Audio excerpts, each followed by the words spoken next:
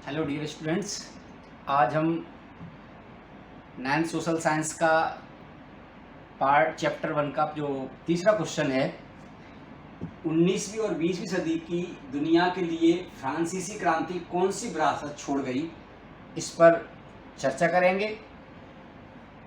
यहाँ पर आप उस क्वेश्चन को समझ भी लेंगे और आपके सामने क्वेश्चन तैयार भी है तो आप उसको नोट्स बना सकते हैं। तो पिछले दो क्वेश्चन जो देखे थे आपने फ्रांसीसी क्रांति से, उसके अगले क्रम में है। अब आप इसको बिल्कुल जब क्रांति क्वेश्चन को आप वो इकाई को जब आप चैप्टर को पूरा पढ़ लेंगे तो एक क्वेश्चन अपने आप आंसर आपके सामने निकल के आ जाएगा। 19वीं और 20वीं सदी की दुनिया के लिए फ्रांसीसी क्रांति कौन सी विरासत छोड़ गई, या वे कौन सी चीजें निकल कर आई इस क्रांति से जो संपूर्ण दुनिया के लिए या संपूर्ण विश्व के लिए एक सकारात्मक माहौल तैयार करने में ये क्रांति सफल हुई।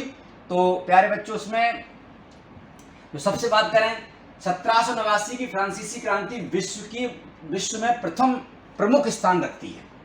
इस क्रांति के फलस्वरूप न केवल यूरोप वरन संपूर्ण विश्व में एक नई राजनीतिक एवं सामाजिक चेतना आई, क्योंकि आपने देखा होगा इस क्रांति ने दोहरे आयाम स्थापित किए। राजनीतिक रूप से विश्व में एक नई शासन व्यवस्था को से लोगों को परिचित कराया, संवैधानिक राजतंत्र की स्थापना हुई, संवैधानिक तंत्र की स्थापना हुई, और जो सामाजिक असमानता भी चली आ रही थी, जैसे आपने पढ़ा था कि प्रथम स्टेट, द्वितीय स्टेट, तृतीय स्टेट जो फ्रांस बटा हुआ था, ऐसे अधिकतर यूरोप में एक सामंती शासन व्यवस्था जो चल रही थी उसका ही रूप निकल के आ रहा था। उस सामंती व्यवस्था और दास प्रथा दोनों पर इस क्रांति ने प्रहार किया। तो यहाँ ये कहने में आपको बिल्कुल कोई संकोच नहीं होना चाहिए कि इस क्रांति ने सामाजिक और राजनीतिक दोनों क्षेत्रों में महत्वपूर्ण परिवर्तन किए, जो आगे आप देखेंगे। उसमें इस क्रांति के प्रमुख वाक्य, इस क्रांति के जो प्रमुख वाक्य था सभी जानते हैं, समानता, स्वतंत्रता, बंधुत्व यानी भ्रातृत्व, है ना, ने लोगों को बहुत प्रभावित किया। ऐसा लोगों ने पहली बार सुना कि शासन तंत्र में इस प्रकार की बात भी की जा सकती है। इस क्रांति द्वारा छोड़ी गई विरासत इस प्रकार से है। क्या क्या छोड़ा आपके सामने प्रिय बच्चों? तो सबसे पहले इस क्रांति ने, तो वैसे तो इस क्रांति ने बहुत सारे आपके सामने उदाहरण प्रस्तुत किए, लेकिन वो सबसे प्रमुख हैं वही मैं यहाँ पर लेके आया। बहुत सारे विरासत छोड़ के गई क्रांति, एक क्वेश्चन में उनको समेट पाना संभव नहीं है, इसलिए लेकिन जो आपके लिए जो प्रमुख हैं जिससे आपका बहुत ज्यादा काम पड़ रहा है वो यहाँ पर लेके आए हैं। नंबर, इस क्रांति ने न केवल सामंतवादी व्यवस्था का अंत किया, सामंतवादी व्यवस्था यहाँ आप लिख सकते हो, जो छूटा हुआ है यहाँ पर, सामंतवादी व्यवस्था का अंत किया, बल्कि निरंकुश राजतंत्र का भी अंत कर दिया। ऐसा राजतंत्र जो जनअपेक्षाओं पर खरा नहीं उतर रहा था, लोगों के पास अधिकार नहीं थे, अपने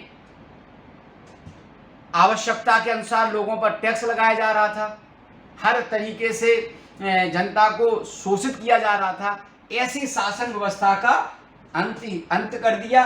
फिर जिससे क्या हुआ, जिससे विश्व में के अन्य देशों में राजाओं के दैवीय अधिकार समाप्त हो गए। जब फ्रांस ने ऐसा किया, पड़ोसी यूरोपीय राज्य और अमेरिका से लेके भारत तक, जो एशिया से यूरोप तक, अफ्रीका तक, ये क्रांति की विचारों तक लोगों ने जाने समझे, तो उन्होंने कहा जब फ्रांस ऐसा कर सकता है तो हमारे यहाँ भी ऐसी व्यवस्था होनी चाहिए। बहुत सारे देशों में फिर इस क्रांति के बहुत सुखद परिणाम देखने को मिले,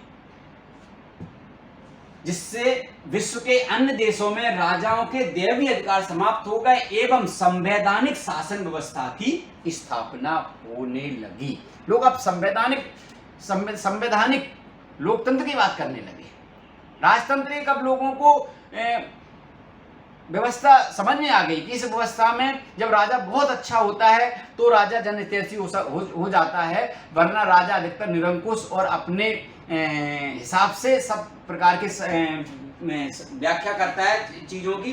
दूसरा, इस क्रांति ने दास प्रथा का अंत कर दिया। आपने उस चैप्टर में, आपका फर्स्ट जो चैप्टर है प्रिय बच्चों, उसमें स्पष्ट अलग से पेज पर लिखा हुआ है सारी व्यवस्था का, उसमें डिटेल में जाऊंगा तो वीडियो बड़ा हो जाएगा।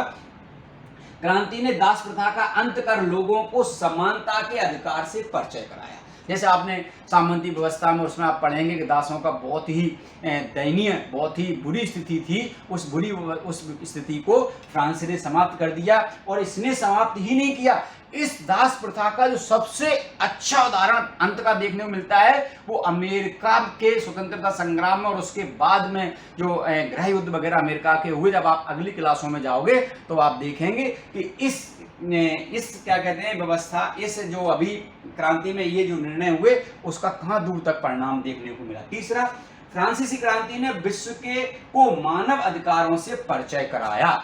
आप जब अगली कक्षाओं में जाएंगे और जब वहां मानवाधिकारों की बात करेंगे तो मानवाधिकारों की बात तो रिनेसां काल में 1453 के बाद शुरू होती है। पेट्रार्क वगैरह ने मानवाधिकारों की बात की, लेकिन वो मानवाधिकार एक निश्चित और किताबी बन के रह गए थे जो फ्रांस की क्रांति में निकल के आए, और फ्रांस की क्रांति ने मानवाधिकारों से पूरे विश्व को परिचित कराया कि हमारे मानवों के क्या क्या अधिकार हैं। चौथा, इस क्रांति ने उन विषयों पर भी ध्यान आकर्षित किया था जो आज भी उतने ही प्रासंगिक हैं, आज के लिए भी बच्चों उतने ही महत्वपूर्ण हैं जब उस क्रांति के समय भी लोगों ने इन प्रश्नों को उठाया था, इन मुद्दों को उठाया था, जिनमें जैसे वर्ग भेद है ना, हम वर्गों के हिसाब से ये क्या कहते हैं थी ना, कि जैसे प्रथम स्टेट में कुलीन वर्ग आता था, उसके साथ द्वितीय वर्ग में पादरी वर्ग आता था, ये विशेष अधिकार सुविधा संपन्न वर्ग था, ये सुविधा संपन्न वर्ग का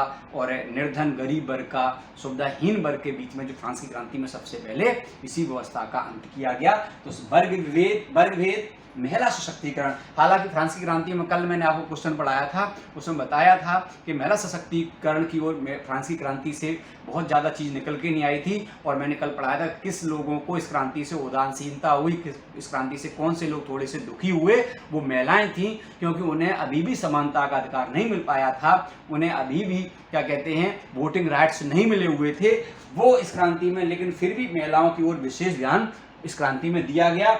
और तीसरी, स्वतंत्रता, लोगों की अभी स्वतंत्रता बिल्कुल नहीं थी, राजा के हिसाब से हमको चलना पड़ता था, राजा के जो कानून है वो हमें मानना पड़ता था, लेकिन अब ऐसा नहीं है। फ्रांस की क्रांति में लोकतंत्र की स्थापना हुई, और लोकतंत्र में हम अपने जनप्रतिनिधियों के माध्यम से अपनी आकांक्षाओं को पूरा करते थे, हमारे लिए जो अच्छा होता था वो हम कानून बनवाते थे। ये जो प्रश्न है, इस प्रश्न से ये सारी चीज़ें निकल के आई कि फ्रांसीसी क्रांति से ये चीज़ें हमारे सामने निकल गए। लेकिन इसके अलावा इसमें हम और चाहें तो चीज़ जोड़ सकते हैं, जैसे मैं बराबर कहता हूँ कि आपको अच्छा लगे तो इसमें घटा बढ़ा भी सकते हैं। दार्शनिकों ने लिखने की स्वतंत्र लेखन की पद्धति का जन्म हुआ, बहुत सारे दार्शनिक, जैसे मैंने कल बनाया था, रूसो, डिरो, मोंटेस्क्यू, ये सारे दार्शनिकों ने राजतंत्र के खिलाफ लिखना शुरू किया, लोगों को निडर बनाया, और लोगों से विश्व के अन्य देशों की शासन व्यवस्था से और अपने देश की शासन व्यवस्था से तुलनात्मक अध्ययन करना सिखाया।